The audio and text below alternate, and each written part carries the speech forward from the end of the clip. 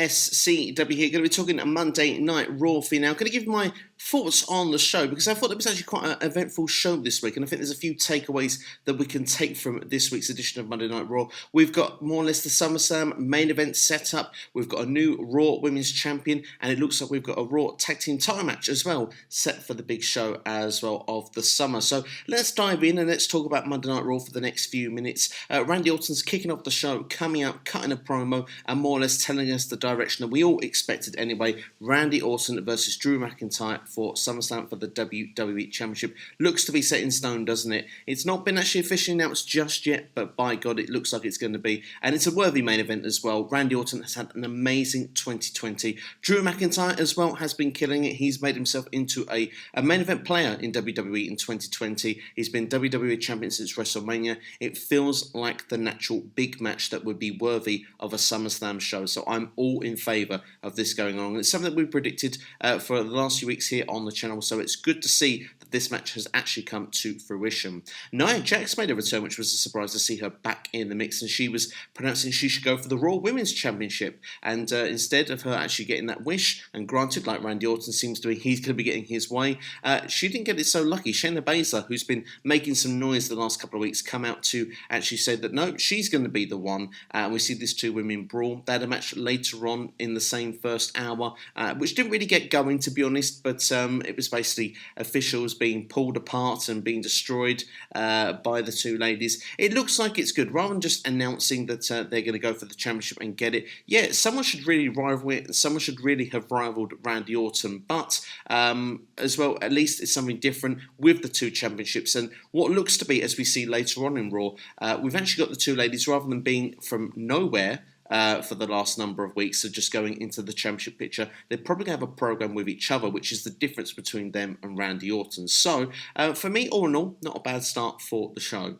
Angel Garza, as well as Andrade, became the number one contenders for the Raw Tag Team Championships. The Street Profits were on commentary. The team, actually, of Garza and Andrade beat Ricochet and Cedric Alexander, as well as the Viking Raiders, in a triple threat tag team match. This one didn't really seem to have a lot of rules to it to me. There wasn't seem to be a lot of tag team action. Just seemed to be a brawl around the Performance Center. But no, it was a fun match overall, and it's good to see that Garza and Andrade will be going for the championships at SummerSlam. They felt like the built, creditable team, even though they've had kind of a unique chemistry, but they sometimes get along and sometimes don't. They've been the tag team that's been in focus, and this match should have been at WrestleMania, so we're getting it at SummerSlam, which is pretty quite cool. Next, we saw the Messiah, Seth Rollins, along with Murphy by his side. They didn't want violent acts with Dominic. They wanted him to come out, and it looked like that Seth Rollins wanted him to join, perhaps, with the Messiah. He opened up his arms as Dominic come to the ring.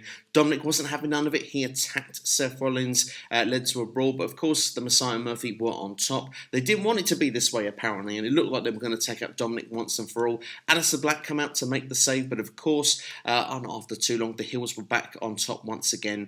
Seth Rollins told Murphy, "You know what to do," and Murphy actually did the same action as Seth Rollins did to Rey Mysterio, pretty much gouging the eye on the corner of the steel steps. It's gruesome, it's horrible, it's definitely been overdone, but I tell you what, there's something of a twist of why I like this. Murphy was doing it this time, but you could see remorse in his own actions. He didn't know he was capable of it, and he looked a little bit disgusted with himself afterwards that he was at that level. Is he on the same sort of level now as the Messiah? Does he think the same? Or is it going to be a case where Murphy, after a while, is probably going to turn face and turn on the Messiah? There's certainly questions that come out of this, and it certainly led to some interesting TV. They went back to Dominic, but Dominic had found a kendo stick at this point and actually had managed to fend the heels off with Dominic standing tall. But Murphy, for me, was the standout in this segment, and there is a bit of a shame with Aleister Black as well, because people perhaps a bit upset with Aleister Black. Definitely now will be written off TV for at least a few weeks, I would imagine.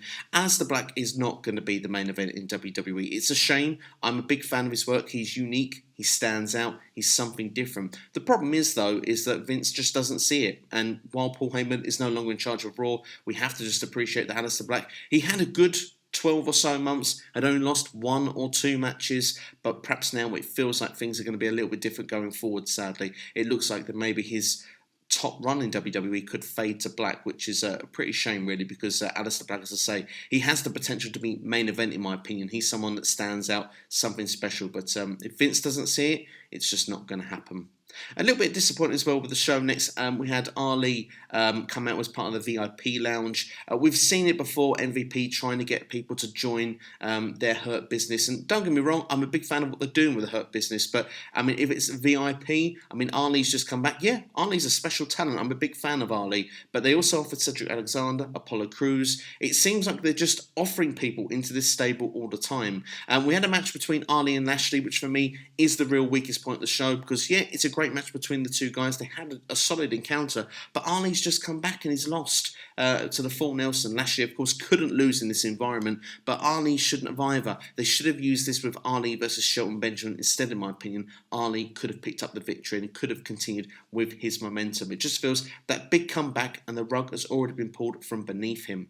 Thankfully, followed from this, we had the Raw Women's Championship match, which for me was the highlight of the night. First off, Sasha Banks and Bayley more or less calling Stephanie McMahon a bully before we get to this encounter. We had, I believe, Kairi Sane come out just before the match started, chasing off Bayley to the back as well to make sure that we got no interference. Now remember, this championship match was decided by pinfall, submission, count-out, DQ, and if anyone interferes, which I'm pretty sure is a DQ as well. But we look at that and we got that as a stipulations for the match, and I think it really added to it, really. I mean, we saw a couple of moments where Sasha Banks really threw out the famous Eddie Guerrero moment where she tried to throw the championship, but in front of the referee, where she looked like she'd been hit with it. Classic Eddie Guerrero, but not the case. And she did a frog splash as well, a la Eddie, later in the match as well. So good to see we had some influences there. We saw the famous count-out moment as well, where Asuka gets in on the count of 9. It was done very well, this match. I think these two ladies are building a great feud.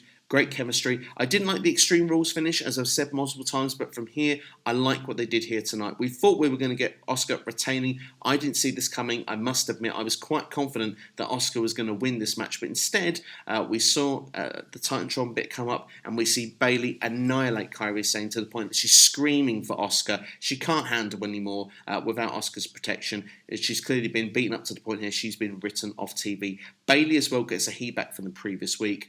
Asuka runs to the back to try and actually save her, literally throwing away the Raw Women's Championship, and we have Sasha Banks winning the Raw Women's Championship via countout, not even via pinfall. So we've not got a decisive winner here. Now, I'm sure a lot of people will be upset if you're Asuka fans, and I totally understand it. I really thought she was going to have a long and lengthy run as the champion, but this program's not finished. It's definitely not finished by a long shot. I'd say definitely SummerSlam, we're going to get another match here between the two ladies with Sasha Banks and Asuka. Bayley, what will happen with her? Well, perhaps looking at SmackDown, maybe we could have a triple threat with Nikki Cross and Alexa Bliss if there's a heel turn of any sorts with one of the two on Friday. We'll have to wait and see what goes on with that program when we get to SmackDown. But looking here at the Raw side of things, we see that Asuka went to go and check on Kairi Sane in the trainer's room. She was very upset, screaming in Japanese.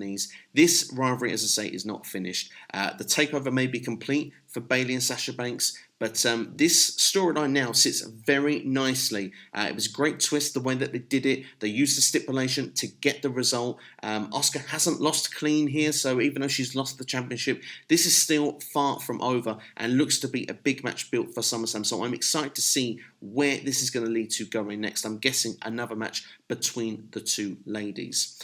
Murphy was in action next against Humberto Carrillo, made a return. Why didn't he save Dominic or Aleister Black early? He was saved loads of times. Didn't make any sense at all. But anyway, Murphy picks up the victory of Murphy's Law in a quite quick standard match. Mark Henry was backstage.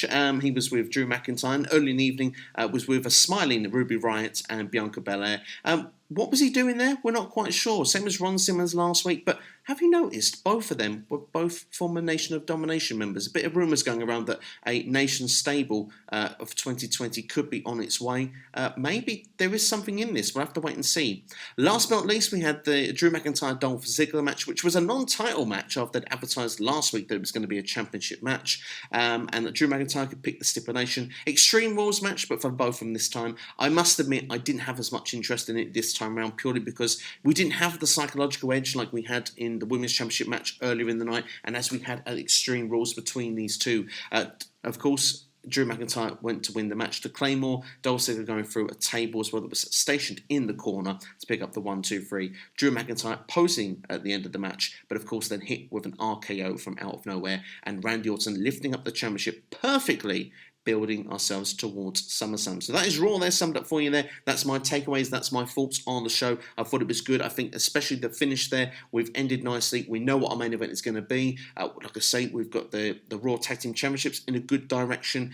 We as well look like Sasha Banks and Asuka, a good feud going there. Question marks of what could happen then with Bayley on SmackDown. Clearly, Bayley and Sasha is not on the table for themselves going against each other for the time being, at least. We'll have to wait and see when that program will eventually happen. Last but not least, on the rumour mill, WWE looking for alternative location for SummerSlam. They want something a bit different, not in the PC. Will the main matches be somewhere different, like they've done on other previous shows? Or will they do the whole show somewhere? There has been discussion of a boat or a beach. I'm sure Jericho is very happy if it ends up on some sort of cruise. But to be honest, I mean, Bash at the Beach in WCW was done in 1995. Yes, there'll be less swimsuits and bikinis and people watching the shows, but I suppose it would be a fun, different environment. I watched Bash at the Beach 95 just recently on the WWE Network and found it a fascinating watch. Added something, a different layer to the show, even with some of the matches I wasn't invested in. So maybe it's an option WWE should look into. Maybe it'd be something quite interesting. But let me know your thoughts in the comments below. What do you reckon about Raw this week? What do you think of the storylines going through? I think this was a solid Raw. I think it's the best Raw we've had for a little while, at least. Certainly, it definitely has a couple of minus points in it, but definitely more than not, it was eventful and has some plus points going forward as we head in towards the biggest show of the summer. And that's what we need. We need something to grip us on, to want us to know what's happening next. And they got that from me from this show for definitely 2 or 3 of the main angles in the show. But that's all from me anyway. Thank you for watching. This has been SCW, the Wrestling Channel. Make sure to check out, we've got podcasts, we've got the Q&A. Everything's going up for you this week, and it's been eventful in SCW. So go and check out the previous videos, and I'll see you next time here on YouTube. Thank you. Please share with a friend. Please like, share, and subscribe.